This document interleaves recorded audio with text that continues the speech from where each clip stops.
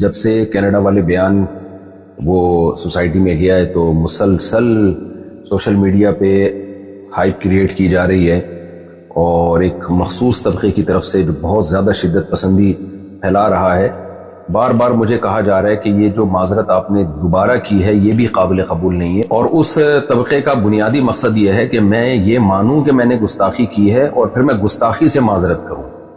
جو غلطی مجھ سے ہوئی ہے اس پہ میں بار بار معذرت کر چکا ہوں, لیکن وہ طبقہ مسلسل دھمکیاں دے رہا ہے میرے واٹس ایپ پہ, قتل کی دھمکیاں, گستاخ اور جو فحش گالیاں دی جا رہی ہیں سب کے نمبر بھی میں سیو کر رہا ہوں.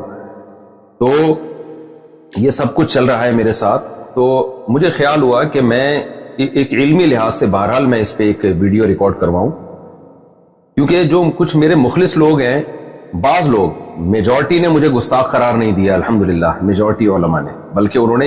اس کو ایک غلطی ضرور قرار دیا, علمی غلطی, گستاخ قرار نہیں دیا. لیکن بعض ہمارے ہی بڑوں سے, بعض ہمارے ہی لوگوں نے بھی اس کو گستاخی سے تعبیر کیا اور پھر یہ کہا کہ مفتی صاحب نے جب گستاخی سے معذرت کر لی ہے تو اب ان کی جان چھوڑ دو. تو اس کو بھی بعض شدت پسند لوگ کہہ رہے ہیں دیکھو ان کے اپنے بڑے کہہ رہے ہیں کہ انہوں نے گستاخی کی ہے. اس لیے مجھے گستاخی کے لفظ کو ایکسپلین کرنا بہت میرے لیے ضروری ہو گیا ہے. وجہ اس کی ہے کہ جو مخصوص طبقے کے کچھ لوگ ہیں جو ان کے لیڈر بہت زیادہ شدت پسندی پھیلا رہے ہیں اور اپنی عوام کو, جو عام لوگ ہیں نا, ان کو بہت زیادہ اکسا رہے ہیں میرے قتل پہ. میرے پاس جو الگ سے دھمکیاں آ رہی ہیں وہ الگ ہیں, لیکن جو لیڈر حضرات ہیں نا ایک مخصوص طبقے کے, وہ بار بار جو ہے نا گستاخ کی سزا سرتن سے جدا, نعرے بھی یہی لگ رہے ہیں. سر سید تھانے کے باہر جو ہمارا قریبی محلہ ہے اس میں جو تھانہ ہے اس کے باہر بھی یہ نعرے لگائے گئے ہیں ایک کراؤڈ کی شکل میں کہ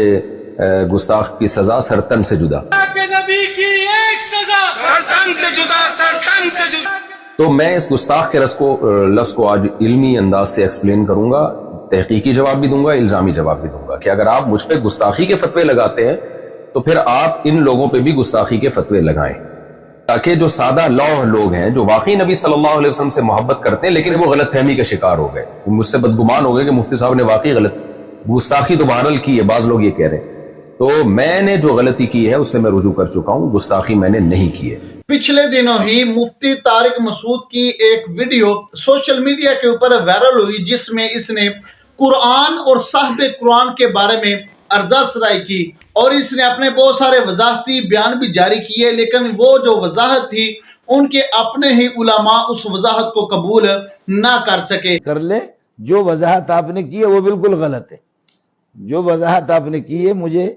بتایا ساتھیوں نے, میں تو سفر پہ ہوں, وہ بالکل غلط ہے. صاف الفاظ میں یا بصورت دیگر مجھے ٹائم دے دے, منظور نام ہے میرا, منظور مینگل, علماء کو بٹھا دے, ہماری گفتگو ہوگی پھر انشاءاللہ. مفتی طارق مسعود نے امت مسلمہ کے دلوں کو ٹھیس پہنچائی ہے, لیکن اہل سنت و جماعت اس لیے مطمئن ہے کیونکہ ان کو وراثت میں یہ چیزیں ملی ہوئی ہیں, اور یہ اپنی وضاحتی بیان میں یہ بھی کہہ رہا ہے کہ میری جان کو خطرہ ہے, اگر میری جان کو کچھ ہوا تو سوشل میڈیا پر جتنے بھی ایکٹیو لوگ ہیں اور جو انتشار پسند ہے ان کو یہ اپنا ٹارگٹ بنا رہا ہے. اس حوالے سے سواد اعظم اور امت مسلمہ میں جتنے بھی نبی پاک علیہ الصلوۃ والسلام کی محبت, سرکار کا عشق اپنے سینے میں رکھنے والے ہیں, ان کے لیے صرف یہ پیغام ہے کہ ان کے جتنے بھی بڑے ہیں, مولوی خلیل احمد امبیٹوی سہارنپوری اور اسی طرح رشید احمد گنگوہی, ان لوگوں کی وراثت آگے ان کی ضروریت کو ملی ہوئی ہے, جو آئے دن گاہے بگاہے اس طرح کے الفاظ ادا کر کے اپنے آباء و اجداد کی ارواح کو خوش کرتے ہیں.